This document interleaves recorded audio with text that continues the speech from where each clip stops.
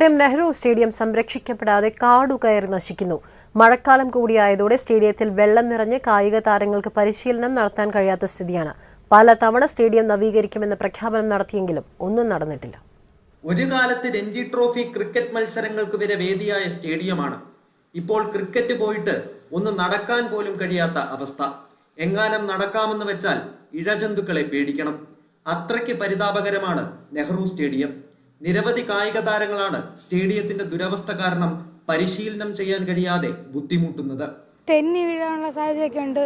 പിന്നെ high catches ഒക്കെ എടുക്കുമ്പോൾ ഓടി ഒന്ന് പിടിക്കണം. അവിടെ അപ്പം ഇതുപോലെ ചെള്ളയും കാര്യങ്ങളൊക്കെ കാണും. അതൊക്കെ ഭയങ്കര പാടാണ്. കുറച്ചുകൂടെ നന്നായിട്ട് മെയിൻറ്റെയിൻ ചെയ്യുവാണെങ്കിൽ കുട്ടികൾക്ക് നല്ലൊരു അവസരമാണ്.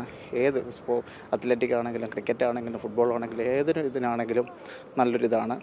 ദിവസേന വ്യായാമം ചെയ്യാൻ സ്റ്റേഡിയത്തിൽ എത്തുന്നവർക്കും മൈതാനത്തിലേക്ക് ഇറങ്ങാൻ കഴിയുന്നില്ല. നഗരസഭയുടെ ഉടമസ്ഥതയിലുള്ളതാണ് സ്റ്റേഡിയം. പക്ഷേ സ്റ്റേഡിയം നവീകരിക്കാനുള്ള പണമില്ലെന്നാണ് നഗരസഭ പറയുന്നത്. പലതവണ നഗരസഭാ ഭരണസമിതി കായിക വകുപ്പിനെ സമീപിച്ചിരുന്നു. എന്നാൽ നാളിതുവരെ സർക്കാരിന്റെ ഭാഗത്തു നിന്ന് അനുകൂലമായ തീരുമാനം ഉണ്ടായില്ല. നല്ലപോലെ ഒന്ന് ഓടി പരിശീലിക്കാനുള്ള സൗകര്യമെങ്കിലും ഒരുക്കണമേ എന്നുള്ളതാണ് ഇവിടുത്തെ നഗരസഭാ അധികാരികളോട് കായിക താരങ്ങൾക്ക് പറയാനുള്ളത്. അശ്വന്ത് പിണറായിക്കൊപ്പം Abhilash John James, Asianet news, Kottayam.